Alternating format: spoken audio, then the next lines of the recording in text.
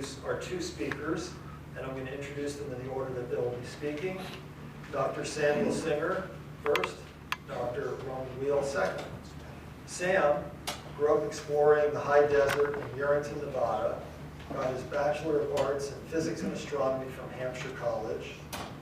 It's there that he discovered his love for outdoor science education, so he went on to get a master's from the Teton Science Schools of the University of Wyoming. He, over the past decade, worked as an outdoor educator, wilderness guide all over the United States. I'm sure there's a lot of stories there, Sam. He completed his doctorate in science education from the University of Wyoming. Sam is an accomplished astronomy educator, amateur astronomer, and founder and executive director of Wyoming Stargazing, a local nonprofit dedicated to inspiring and educating through Wyoming's beautiful nighttime skies. And Wyoming Stargazing offers programs all year long.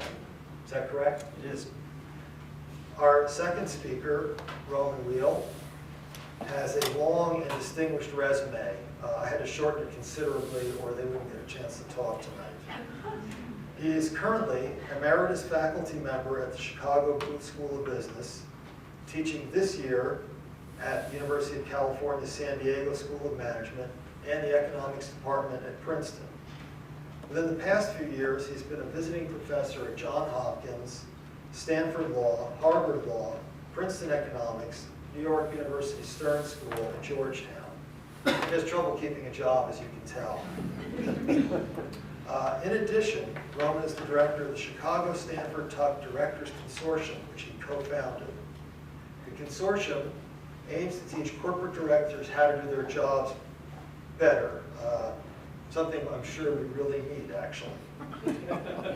Roman is a CPA, a CMA, which I had to look up, Certified Management Accountant, and a Certified Forensic Accountant. He has co-authored more than 12 textbooks and well over 100 articles in academic and professional journals. As if this isn't enough, he's consulted and provided continuing ed to the U.S. Treasury, the Securities and Exchange Commission, and a few companies you may have heard of: Amazon, Bethlehem Steel, British Petroleum, Chevron, Cisco, Ford, Genentech, General Dynamics, General Foods, IBM. Anyway, you get the idea. In addition, in his free time, he serves on a number of boards. Roman has his bachelor's in economics and mathematics from Yale, master's in industrial administration, and a PhD in economics from Carnegie Mellon. He's here tonight because he has become interested in catering to the cravings of ellipsomaniacs. Eclipsomaniacs, I'm sorry, yes.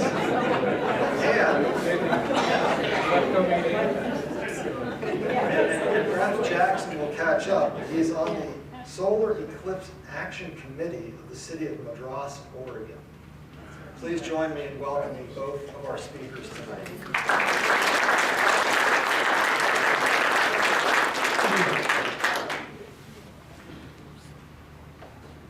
Well, thank you so much for having me here. As you can imagine, I am really excited about the total solar eclipse that we're going to have in Jackson on the 21st of August, 2017. And I'm also really excited to share a little bit about that with you this evening. I know there's a lot of knowledge and experience in the room tonight, and I do want to honor that because I'm splitting the presentation time with Roman. Please hang on to your comments and questions until both of us are finished speaking.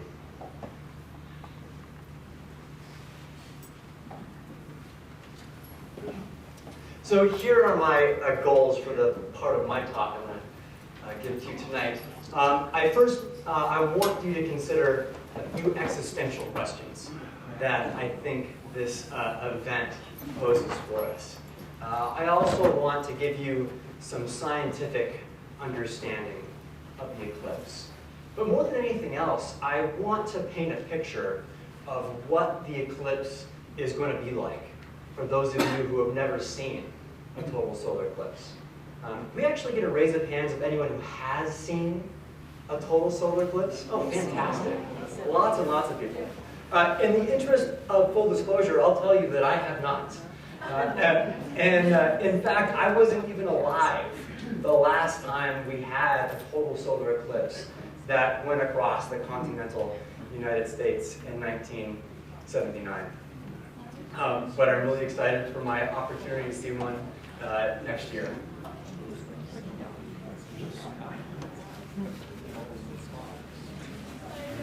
So, this is how I'd like to begin. With this question, the existential question. Why are we here? But I'm not going to talk tonight about the reasons behind our existence or why we find ourselves in Jackson Hole. Rather, I'd like us to question why it is that we're here to talk about a solar eclipse. What is so exciting and captivating about this celestial event? Why do people travel all over the world chasing these events? Eclipse chasers, they're called sometimes. Umbrophiles is another name for them. What is it about this celestial event that is so amazing? And dare we suggest some kind of anthropic principle that links total solar eclipses and their occurrence rate somehow with the evolution of human intelligence? Those are the things that I'm hoping you'll ponder tonight and during the eclipse next year. And as you do that, throughout this presentation, I'm going to go back to some words from an essay by Annie Dillard. Because I think sometimes, although this is prose, but poetry really is a good way to think about what these events are going to be like. So a few words from Annie Dillard. And I'll come back to this throughout the presentation. It began with no ado. It was odd that such a well-advertised public event should have no starting gun, no overture, no introductory speaker. I should have known right then that I was out of my depth. Without pause or preamble, silent as orbits, a piece of the sun went away. We looked at it through welder's goggles. A piece of the sun was missing. In its place, we saw empty sky. I had seen a partial eclipse in 1970. A partial eclipse is very interesting. However, it bears almost no relation to a total eclipse. Seeing a partial eclipse bears the same relation to seeing a total eclipse as kissing a man does to marrying him, or as flying in an airplane does to falling out of an airplane. Although the one experience precedes the other, it in no way prepares you for it. During a partial eclipse, the sky does not darken, not even when 94% of the sun is hidden. Nor does the sun seem colorless through protective devices seem terribly strange. We have all seen a sliver of light in the sky. We have all seen the crescent moon by day. However, during a partial eclipse, the air does indeed get cold, precisely as if someone were standing between you and the fire. And blackbirds do fly back to their roosts. I had seen a partial eclipse before, and here was another. What you see in an eclipse is entirely different from what you know. It is especially different for those of us whose grasp of astronomy is so frail that, given a flashlight, a grapefruit, 2 oranges, and 15 years, we could still not figure out which way to set the clocks for daylight savings time. Usually, it is a bit of a trick to keep your knowledge from blinding you. But during an eclipse, it is easy. What you see is so much more convincing than any wild-eyed theory you may know. You may read that the moon has something to do with it. I have never seen the moon yet. You do not see the moon. So near the sun, it is as completely invisible as the stars are by day. What you see before your eyes is the sun going through phases. It gets narrower and narrower as the waning moon does. And, like the ordinary moon, it travels alone in the simple sky. The sky is, of course, background. It does not appear to eat the sun. It is far behind the sun. The sun simply shaves away. Gradually, you see less sun and more sky.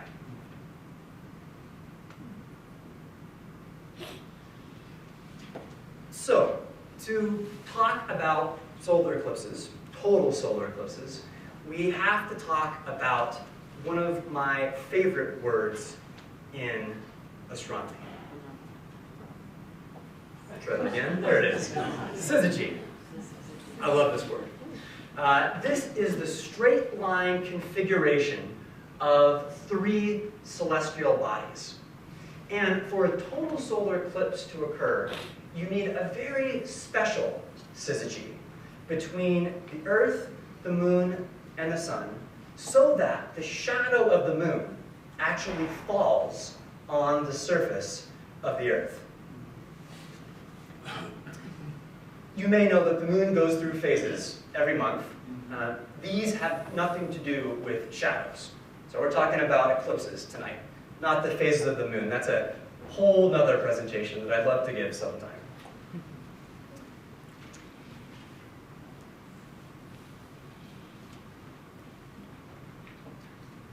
What I'd like you to consider is that the sun is over 400 times larger than the moon, and that also the sun is roughly 400 times farther away from the Earth compared to the distance from the Earth to the moon.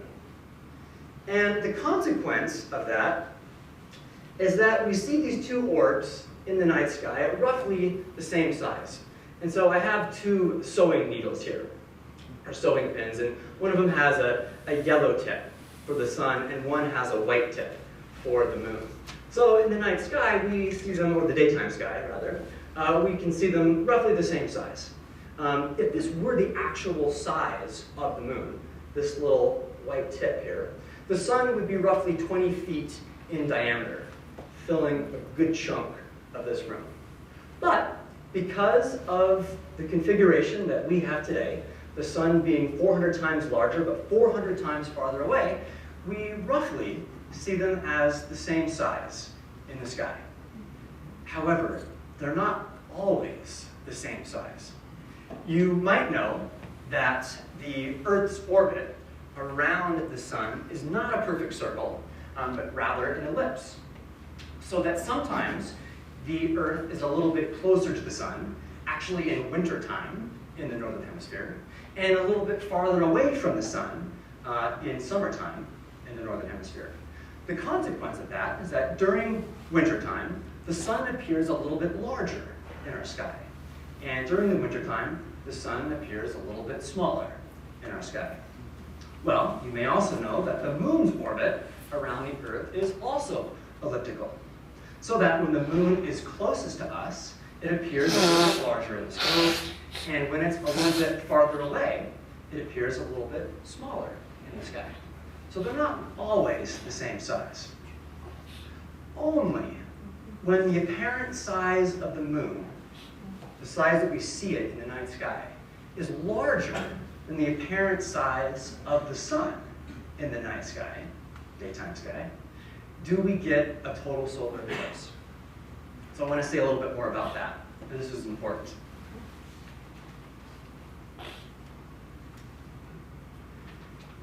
So these diagrams show us the different apparent sizes, the angular size of the sun when it's closest and farthest away, and when the moon is closest and farthest away. If the moon's apparent size is not bigger than the sun's, what we get is seen on the bottom. We get an annular eclipse, named for the annulus, or the ring of the sun that we see that doesn't get fully covered by the moon. So only during the times when the moon is larger in its apparent size in the night sky compared to the sun do we get total solar eclipses. And that can only happen when the moon is in its new phase. So only when the moon is directly between the Earth and the sun do we have a chance to see a total solar eclipse. But you might be thinking, well, if the moon goes around the Earth once every month, why don't we get total solar eclipses every month? And that's a great question to be asking yourself. That is because the moon's orbit is tilted with respect to the Earth's orbit around the sun by about 5 degrees. So that every month, the moon does not come into perfect syzygy with the sun and the Earth. Only every so often. So I have a little demonstration to show you that. Mike, can you help me out here? So here is the Earth's orbit around the sun. And I know this is close to a perfect circle. It should be a little bit distorted into an ellipse, but you get the idea. So here is the Earth's orbit around the sun, and this shower ring represents the moon's orbit around the Earth. If the moon's orbit were on the same plane as the Earth's orbit around the sun, we would have a chance to see a solar eclipse every month. But, and I'm going to exaggerate this, because the moon's orbit is tilted with respect to the Earth's orbit around the sun, a path which we call the ecliptic. Because of that tilt, the moon doesn't line up in perfect syzygy when it's new every month. I'm going to show you a model on the computer to reinforce this. Thanks, Mike. Oops, there goes my shower ring. Moon's orbit just totally changed course. We're in trouble. So here you can see that on the right-hand side of the image, the moon is shown in its full phase. So the full illuminated side of the moon is facing in towards Earth. But because the moon is about 5 degrees above the plane of the Earth's orbit around the sun, the ecliptic, there wouldn't be a chance for a lunar eclipse right there. That is, the shadow of the Earth would not fall directly on the moon in that configuration on the right. Going back to the left-hand side, the moon is shown in its new phase. But as you can see, the moon is about 5 degrees below the plane of the Earth's orbit, the ecliptic. And so in that case, the moon's shadow would not fall on the Earth, which could have caused a solar eclipse. One more little diagram to show you, which will reinforce this idea even more. And I really like this one because it shows you how it all is moving. Oh, it's not going to come up for me. It's interesting. I'm just going to close this real quick, and then you will see it. Will come up in just a moment. There we are. So this is a model from the perspective of the sun. And so that wobbling you're seeing is caused by the fact that the Earth's celestial equator is in a different orientation relative to the sun throughout the year. But the big idea here is that, as you can see, the moon going around the Earth, there are only some times that it passes directly behind the Earth with respect to the sun, or directly in front of the Earth with respect to the sun. So only when the moon passes directly in front of the Earth or behind it do we have a chance for an eclipse. Down below, those little yellow bars show eclipse seasons. So those are the times of years that we get that perfect syzygy with the Earth, the moon, and the sun. And hopefully you can see that when the red bar that says now is passing through those yellow bars, the moon is either directly behind the Earth or directly in front of the Earth, giving us the opportunity for eclipses. And it turns out that because those eclipse seasons are just a little bit longer than one lunar cycle, we can actually have 2 eclipses in each of those cycles, for a total of up of between 2 to 5 eclipses every year.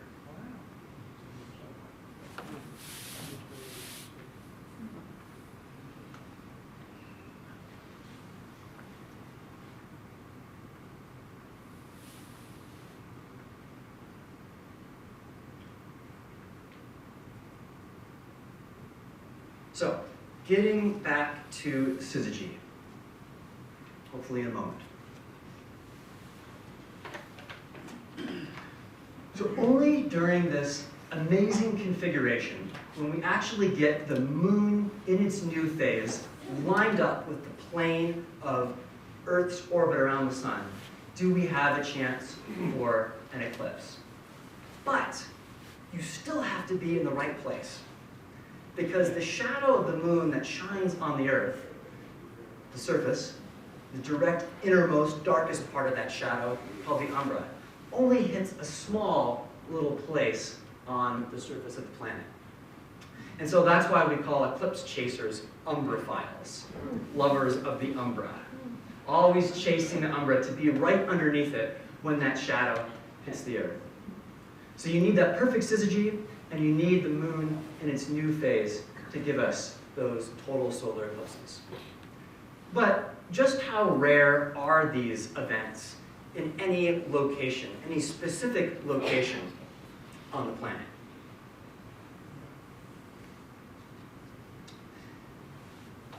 Before I show you that next diagram, I want to read you another little piece by Annie Dillard.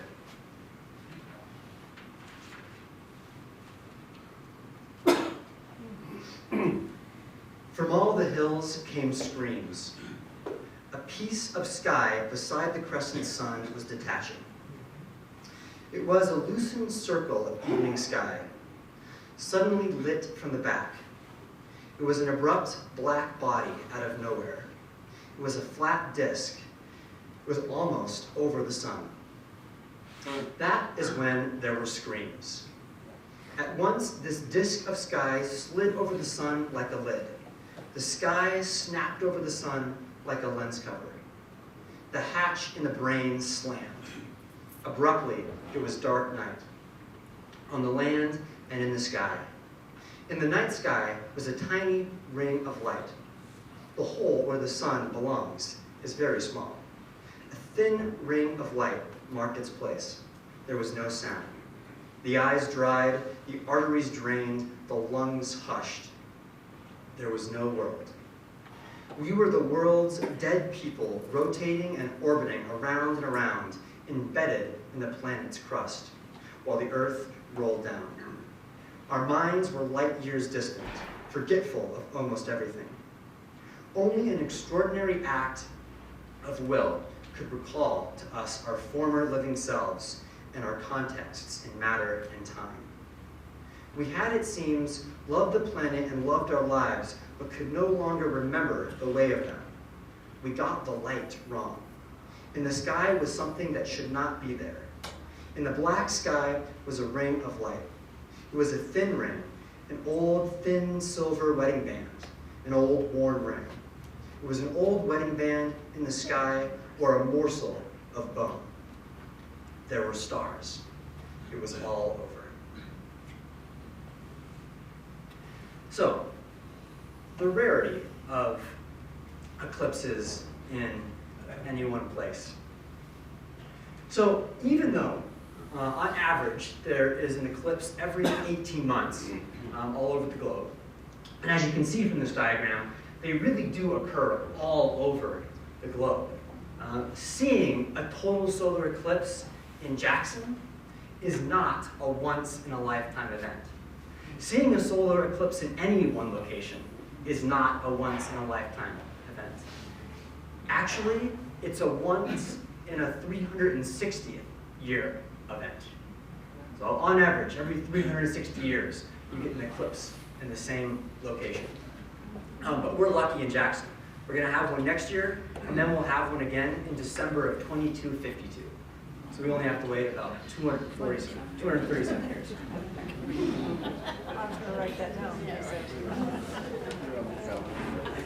So, what should we expect to see on Monday, August 21st, 2017.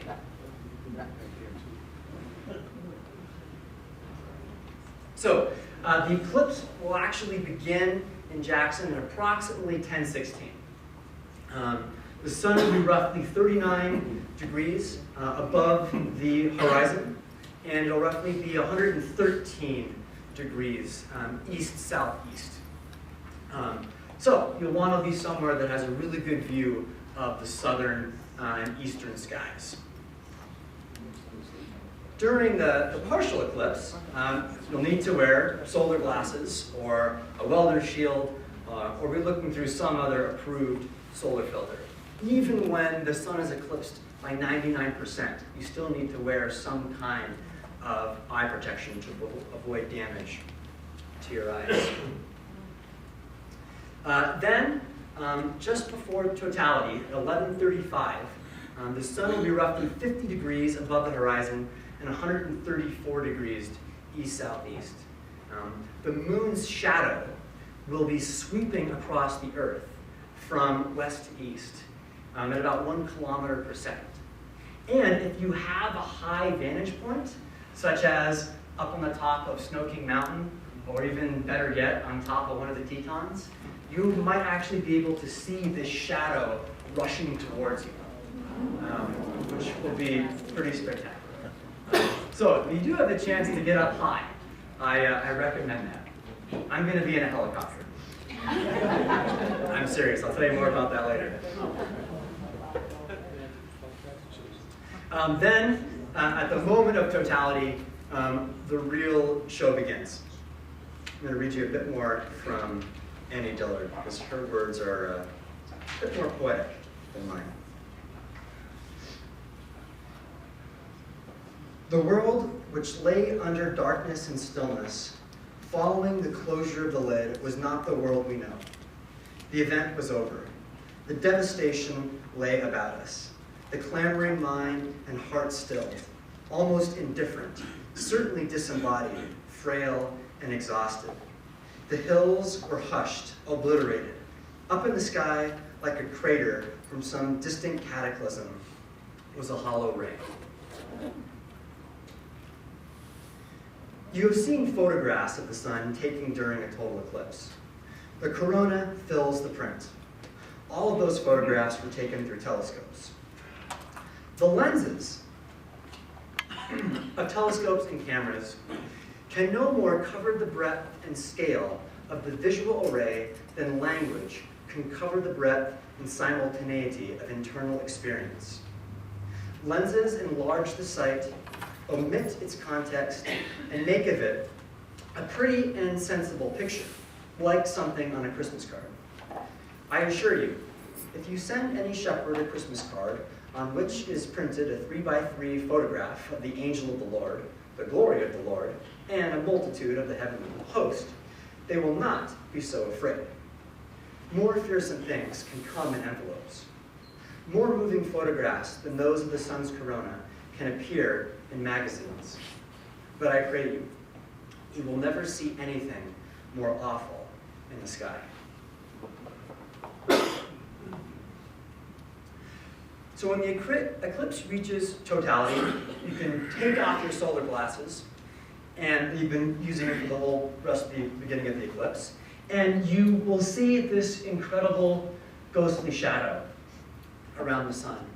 It's the sun's outer atmosphere that extends millions of kilometers into space, with a temperature of roughly 3 million degrees Kelvin, or about 5 million degrees Fahrenheit, which, by the way, is actually hotter than the atmosphere lower down. We don't totally know why that is. But when you see this, I want you to know the name of the atmosphere, this outer atmosphere of the sun that can only be seen during a total solar eclipse.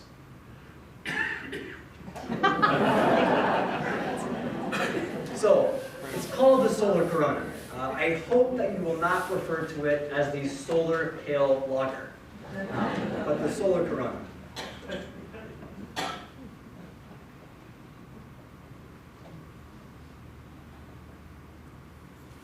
So during those roughly 2 minutes and 17 seconds that we're going to get here in Jackson, you'll also be able to see another part of the atmosphere of the sun, the chromosphere. The chromosphere is where solar prominences and flares originate. It appears reddish there on the left-hand side because red is the strongest wavelength of light that's emitted by that part of the sun's atmosphere. A couple other things you might be able to see. One is the diamond ring effect shown on the right, when just one little part of the sun's light can get past the moon just before the moment of totality and then just after the moment of totality. So that happens twice. You might also be able to see Bailey's beads, which you can see a little bit on the left-hand side, little patches of sunlight that appear around the edge of the moon, which are caused by sunlight actually passing through canyons and valleys on the lunar surface.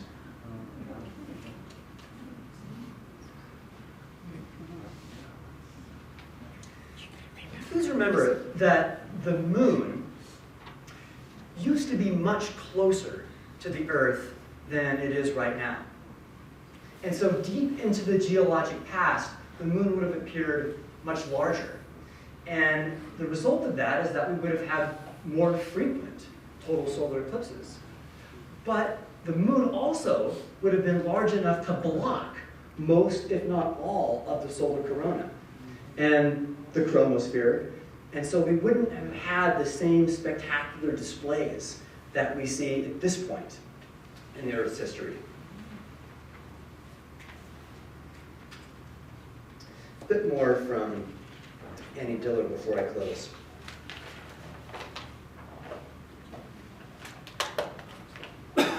The deepest and most terrifying was this. I have said that I heard screams. And I have since read that screaming with hysteria is a common reaction, even to expected total eclipse viewers. People on all the hillsides, including, I think, myself, screamed when the black body of the moon detached from the sky and rolled over the sun. But something else was happening at that same instant, and it was this, I believe, which made us scream. The second before the sun was out, we saw a wall of dark shadow come spreading towards us. We no sooner saw it than it was upon us like thunder.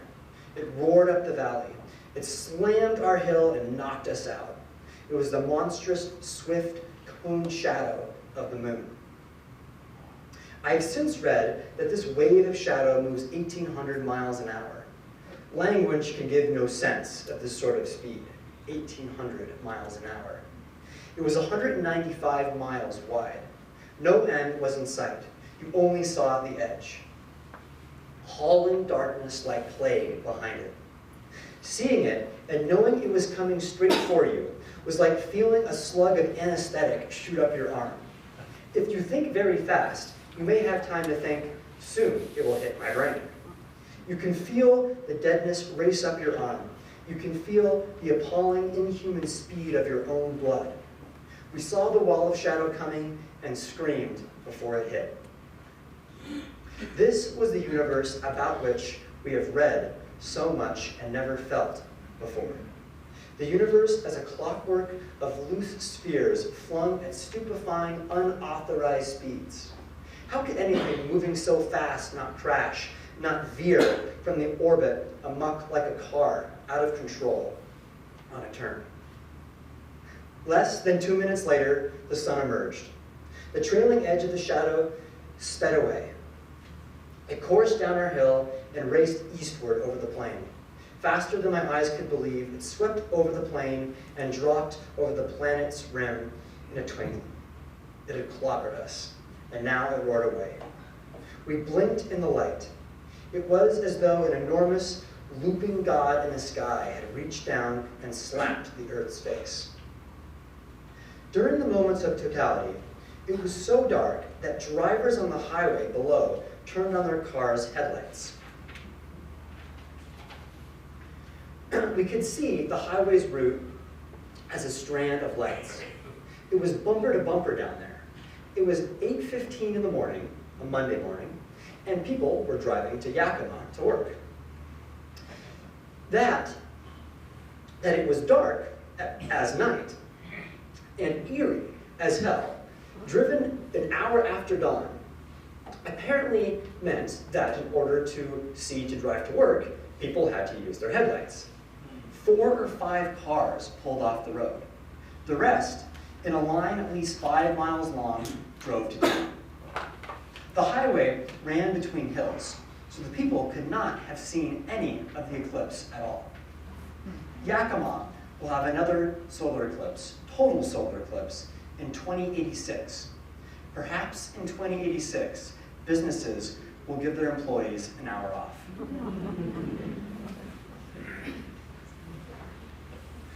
So I'd like to close by modifying the original existential question that I asked, and change it to, why will we be here on August 21st of 2017? We'll be here to witness one of the most incredible celestial events that takes place, and an event that will only take place for another 600 million years in the Earth's history. After that time, the moon will have grown too far away from the Earth for total solar eclipses to happen at all. So we're living in this time that total solar eclipses can actually take place. And we happen to be fortunate enough to actually live in the town where one is going to be passing directly overhead next year, and then not again until 2252. So I hope that when you see the eclipse, you ponder some of these existential questions, whether you believe in an anthropic principle behind eclipses or not, in the evolution of our intelligence. I hope that when you see the eclipse, you know a little bit more about what you're looking at. And I really, really hope for clear skies. Thank you.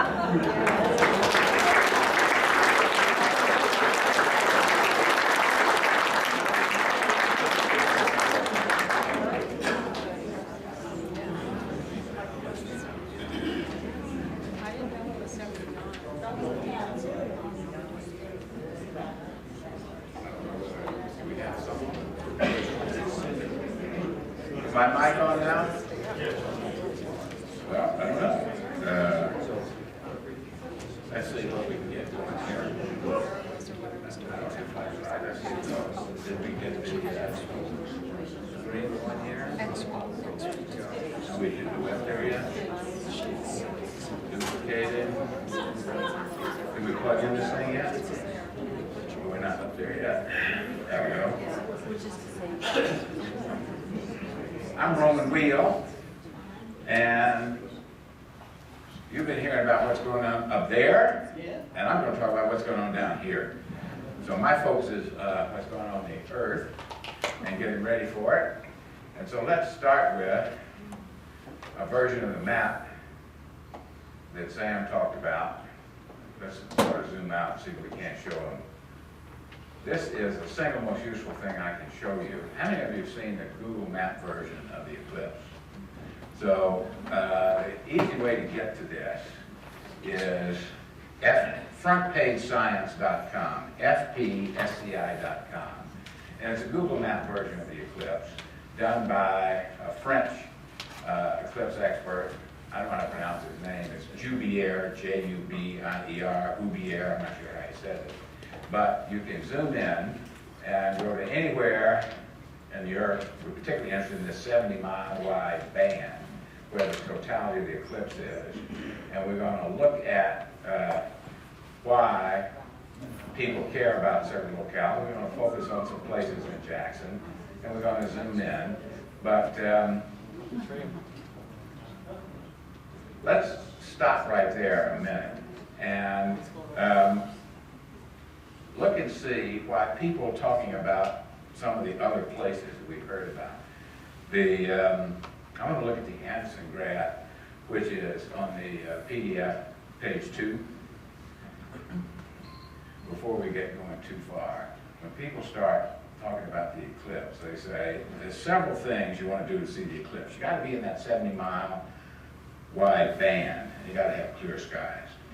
The foremost eclipse meteorologist is a guy named Jimmy Anderson, and he apparently spends his whole life writing about weather at eclipse time. He's got a whole book, half mile by half mile across the United States, on the probability of clear skies on August 21st, 2017.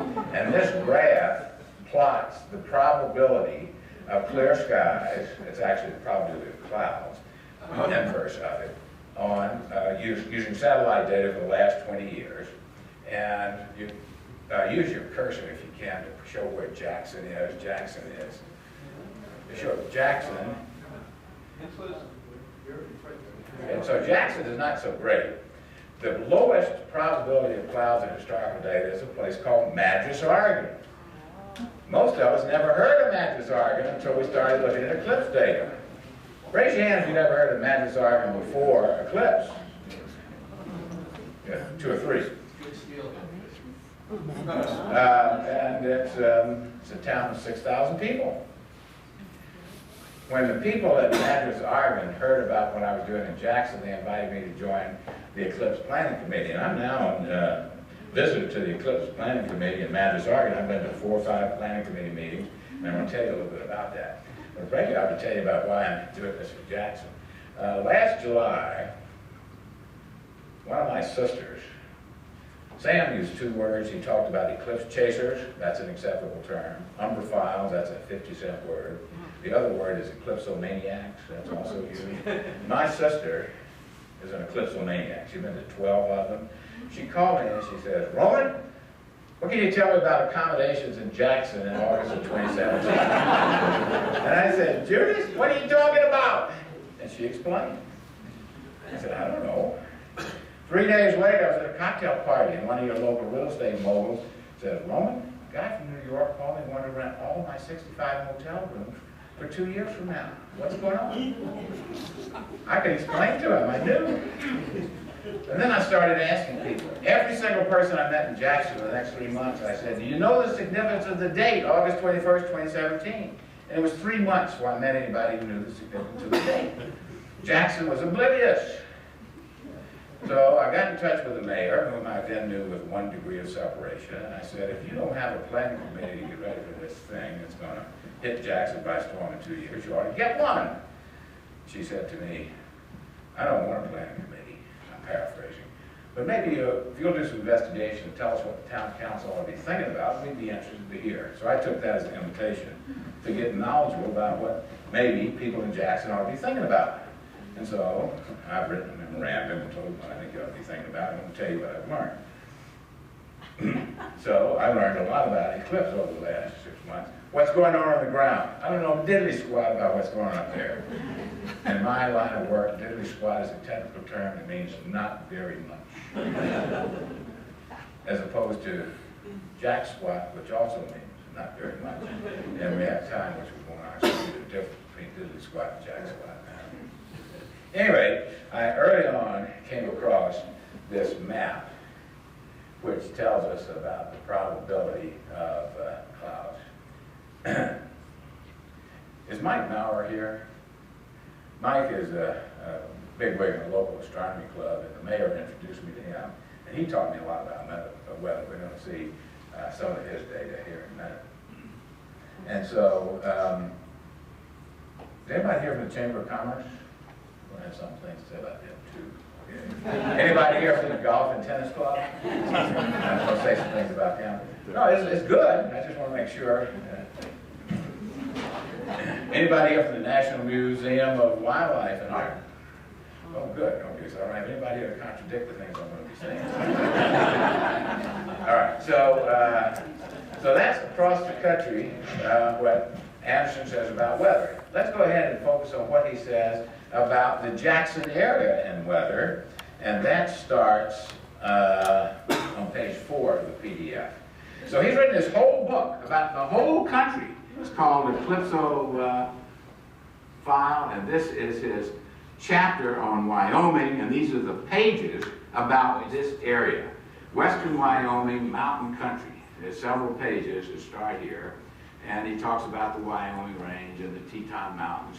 And that graph at the top is the probability of clouds morning and afternoon. And the previous graph we looked at is just the morning one because the eclipse here is going to be a totality at 11:30 in the morning. So he starts talking about Western Wyoming mountain country. Let's go to the next page. And he says, the observation from Jackson Hole Airport presented in Table 1 shows this is a prime eclipse watching area. And this table down here, which you can't read, shows how great Jackson is. We're going to see in a minute on the map that the totality line literally runs right through the airport. Let's see that. And the next page, I guess I have to read it from here. The central axis, let me just read it from my notes since I can't read that.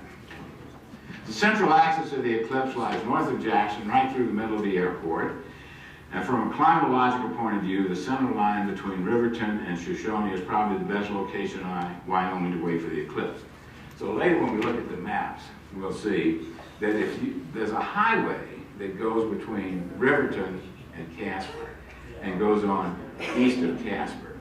And that highway never deviates more than 10 miles from the totality line.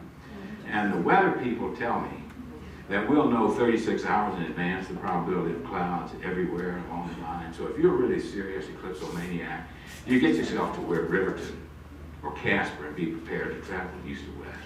And you're going to. I'm not going to do that. I'm going to stay in Jackson and just hope for the best. I'm not going to be doing that. We are in a great spot if you want to be there.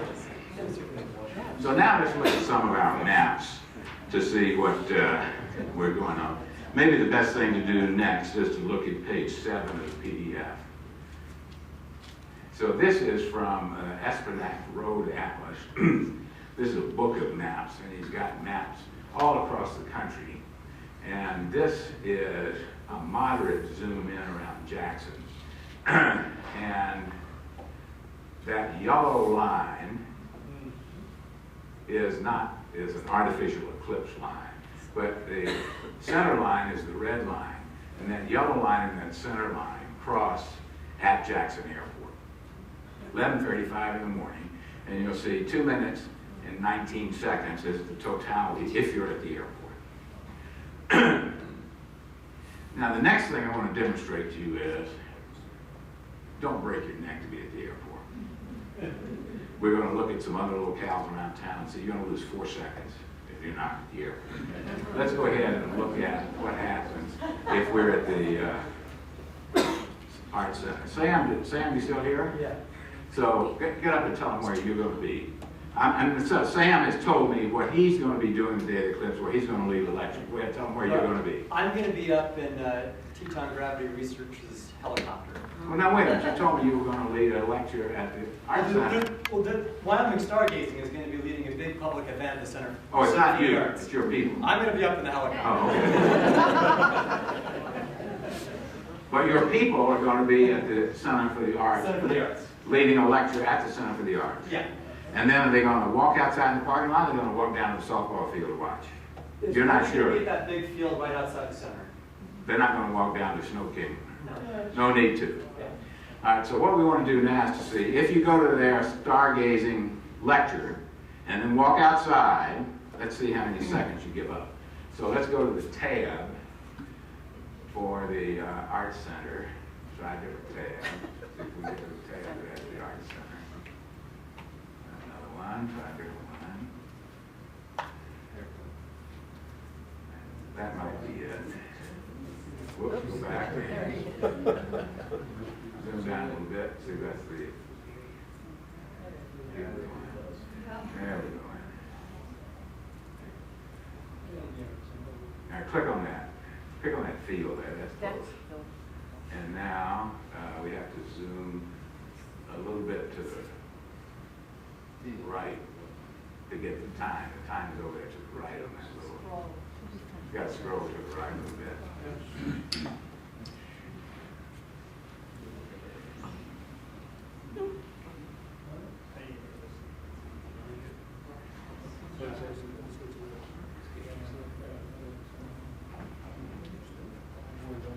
There you go. Use the scroll bar here to go over to the, use the scroll bar right here to go over to the right a bit. And now,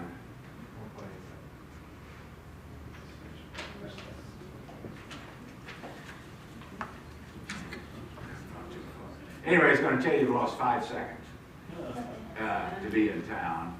Whoops. There it is, 14.8. Whoops, we just had it there, Kevin. Go up a little bit. 2 minutes, 14.8 seconds instead of 2 minutes 20. So that's how many seconds you lose to be in town instead of out at the airport. So it's not a big deal to be at the airport. Now, I've asked the people at the airport, if you don't let people fly in, United Delta can easily fly in from Denver and Salt Lake, dump people off, let them go out down the parking lot, see it, get back on the plane and fly. We're not going to allow that. Now, I don't know what's going to happen when the time comes, whether they're going to fly in charter planes.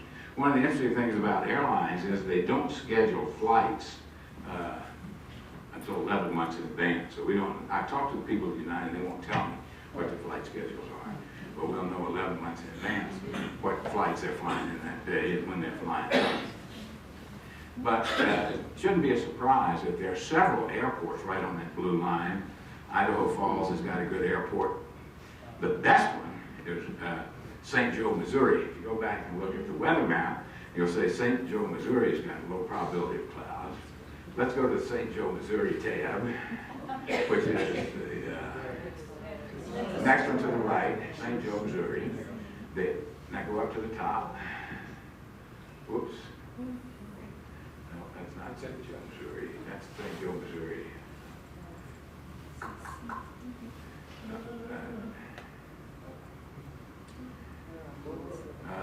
We've lost the St. Joe, Missouri. Oh, St. Joe, Missouri tab is on the PDF. I'm sorry. St. Joe, Missouri PDF is St. Joe, Missouri PDF is number 3. PDF number 3. So the editor of Astronomy Magazine has commandeered the whole airport at St. Joe, Missouri. And he's expecting 100,000 people there. And that green line that crosses the bottom left-hand quadrant is the center line. And on the weather map, you'll see St. Joe, Missouri is expecting, has a low probability of clouds. The Casper Airport's right on the center line. Idaho Falls is right on the center line. Madras, Oregon's airport is right on the center line. So airports, except Jackson, are going to be a good place to be. But the Golf and Tennis Club is right south of the airport, and they are on the ball. The head of operations there already figured out, he's taken the driving range, he's divided it into 8 plots, about the size of half a football field. He's renting these plots out. You can rent a plot and go there and watch. He's taking the wedding tents and set them up for food and drink. So you can have a big party. Each of these plots will have 100, 120 people. You have a party. When I talked to him last, he rented out 3 of the 8. When I called this week to get an update, he says, I'm on my honeymoon, leave me alone, so I don't know what happened. Now, I've gotten a little bit distracted here about telling you where to look, not worry about it. But let me tell you, when I first got involved in this, I took as my major goal, how many people are going to come